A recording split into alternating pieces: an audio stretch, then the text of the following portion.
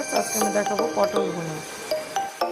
পটলের ভুনার জন্য নিয়েছি পটলগুলো সুন্দরভাবে চেঁচে নিয়ে এদিকে একটু ফাল দিয়েছি এবং সাইড দিয়ে একটু খাঁজ কেটে নিয়েছি যেন মশলাগুলো ভিতরে ঢুকে। টেবিল চামচ পোস্তদানা পানিতে ভিজিয়ে রেখেছি। হলুদ, লবণ এবং মরিচের গুঁড়া দিয়ে মাখিয়ে নিয়েছি। এখন পটল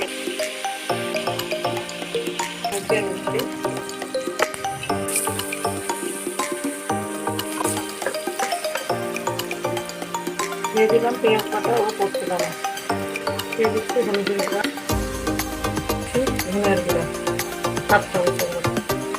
মশলাটা করে না যায় দিয়ে দিচ্ছি স্বাদ মতো। মশলা তেল উঠে আসছে, আমি দিয়ে দিচ্ছি টমেটো বাটা। মশলা তেল উঠে আসছে, আমি দিয়ে দিচ্ছি ভেজে রাখা পটলগুলো। 1 চামচ দিয়ে দিচ্ছি। পটলের ভুনাটা হয়ে গেছে, এখন আমরা নামিয়ে পরিবেশন করব। মজাদার পটল ভুনা।